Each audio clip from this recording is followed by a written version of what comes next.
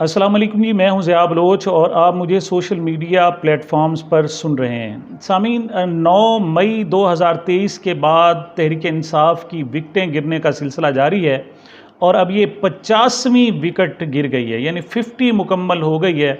ख्याल ये किया जा रहा था कि शायद ये सिलसिला रुक जाए, लेकिन ये रुकने की बजाय मज़ीद तेज़ हो गया है।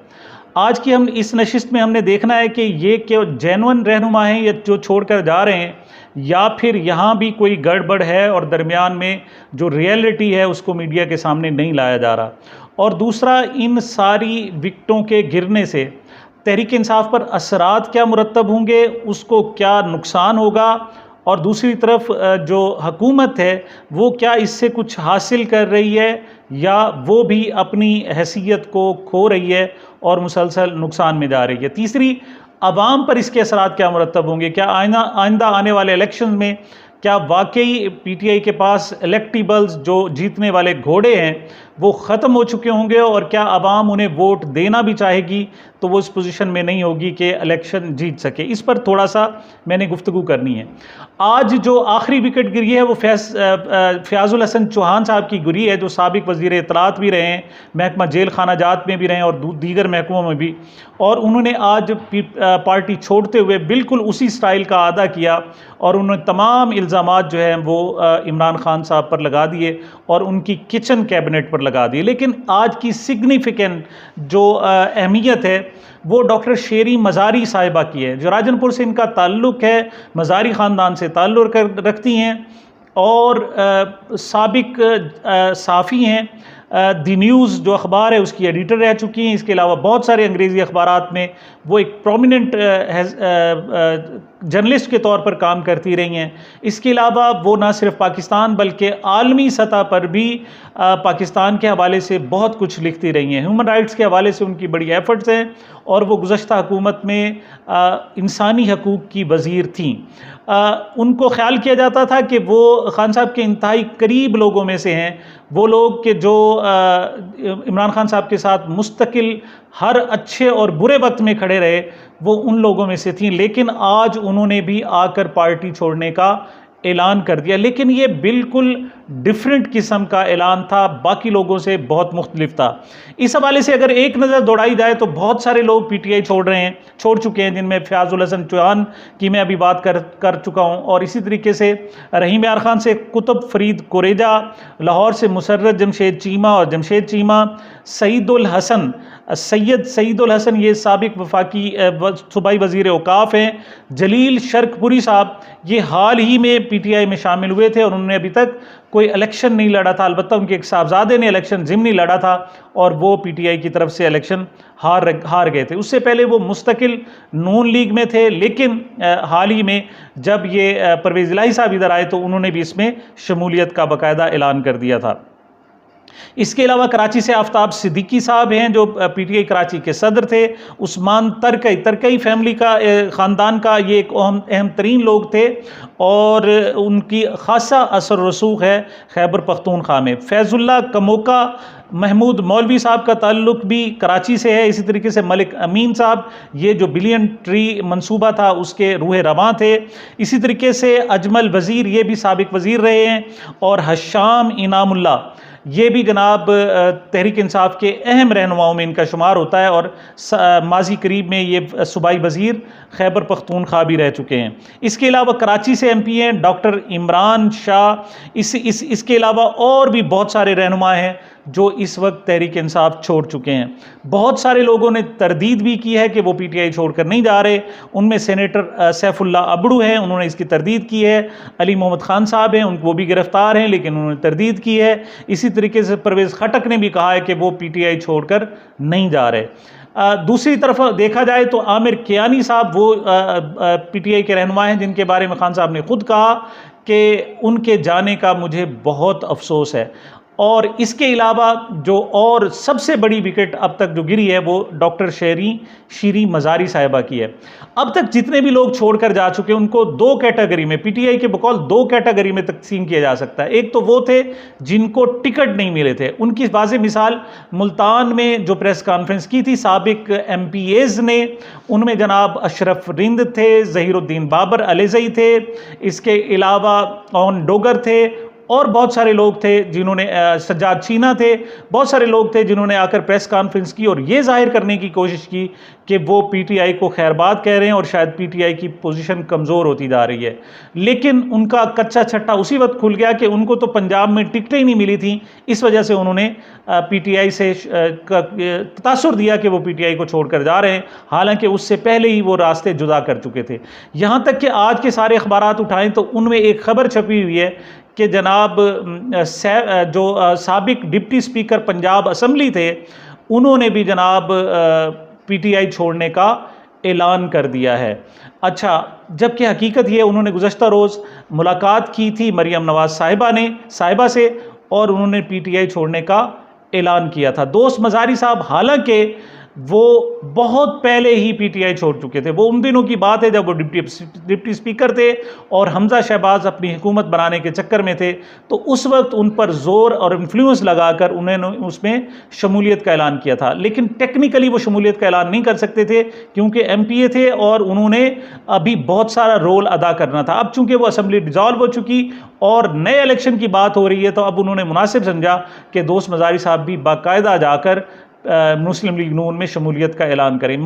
तो अब तक जितने भी लोग गए हैं उनमें से मैक्सिमम तादाद वो है कि जो जिनसे पीटीआई खुश नहीं थी पहले ही वो कॉर्नर कर दिए गए थे, और दूसरी तरफ वो लोग थे जिनको टिकट नहीं मिले थे, और तीसरे चंद लोग ऐसे हैं कि जिन पर वाकई बहुत ज़्यादा प्रेशर पड़ा और फिर उन्होंने पीटीआई छोड़ने का ऐलान कर दिया। उनमें खान साहब खुद जिनका नाम लेते हैं वो आमिर कियानी साहब हैं, और आज पूरी दुनिया और पूरा पाकिस्तान जिसका नाम ले रहा है वो मोहतरमा डॉक्टर शीरी मज़ारी साहिबा है। उनकी आप पीटीआई छोड़ने का अहवाल सुने कि उनको गुज़श्ता 12 रोज़ पहले पहली मरतबा गिरफ़्तार किया गया।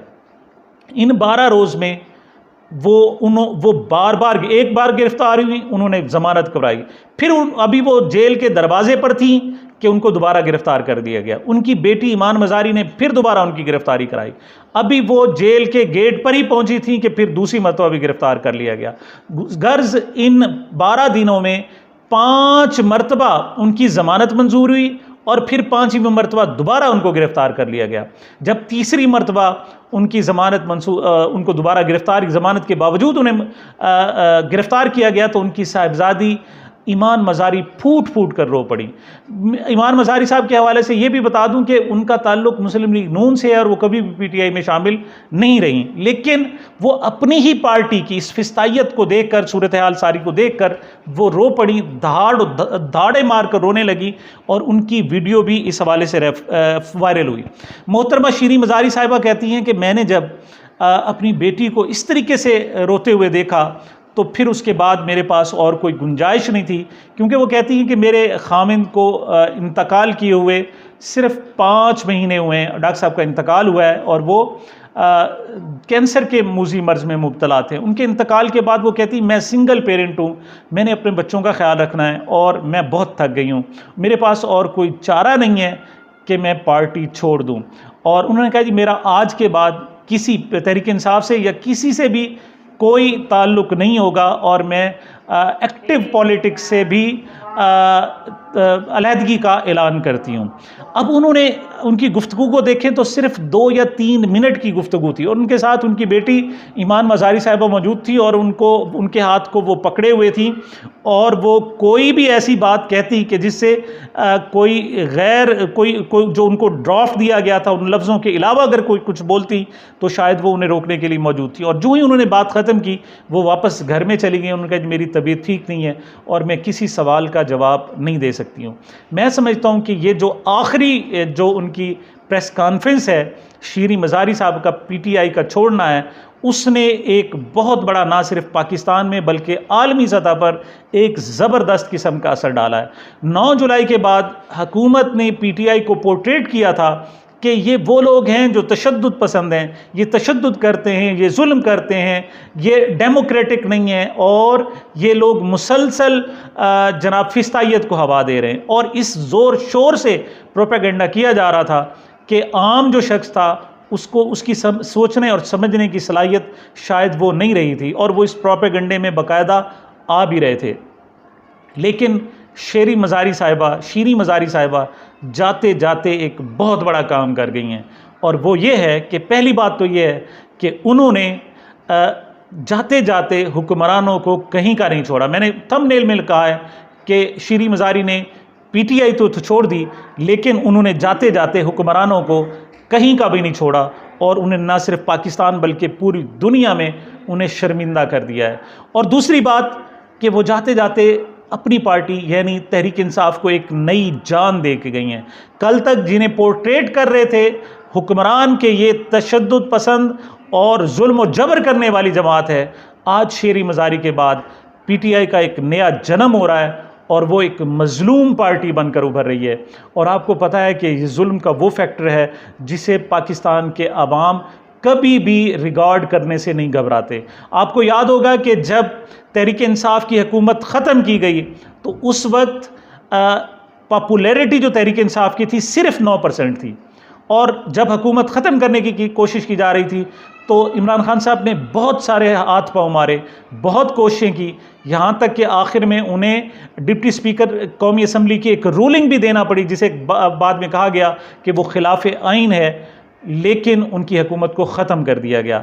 सिमिलरली ये दूसरा दौर है, दूसरा वक्त है कि तहरीक इंसाफ पर बहुत ज़्यादा प्रेशर डाला जा रहा है, और ये ख्याल किया जा रहा है कि अब ख़त्म हो गया। यही बात जब इमरान खान की हुकूमत ख़त्म की जा रही थी तो उस वक्त कहा जा रहा था कि 9% मकबूलियत की जमात अब दोबारा खड़ी नहीं हो सकती, और अब जब 50 मुकम्मल की जा रही है तो कहा जा रहा है कि अब शायद तहरीक इंसाफ सरवाइव ना कर सके, खड़ी ना हो सके। लेकिन मेरा ज़ाती ख्याल ये है कि एक मरतबा फिर हमदर्दियाँ हासिल कर रही है तहरीक इंसाफ। इमरान खान साहब एक मरतबा फिर हमदर्दियाँ हासिल कर चुके हैं, और 9 मई तक तहरीक इंसाफ का जो मकबूलियत थी वो 70% थी, और अगर कोई गैर जानिबदाराना सर्वे हो तो पता चलेगा कि इन 10 दिनों में कम से कम 10% मकबूलियत पीटीआई की नीचे हुई थी।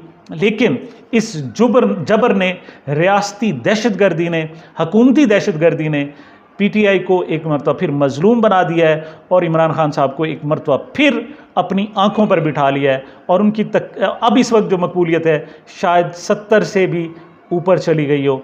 लेकिन उसके बावजूद हुकूमत जुर्रत नहीं कर रही कि वो इलेक्शन कराए, क्योंकि उनके ख्याल में इस वक्त भी पीटीआई में बहुत ज़्यादा पोटेंशल मौजूद है।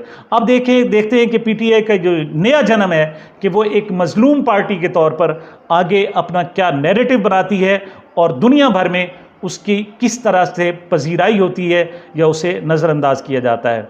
मुझे मेरे चैनल को अपनी मोहब्बतों और दुआओं में याद रखिएगा। मिलते हैं एक छोटे से वक्फे के बाद।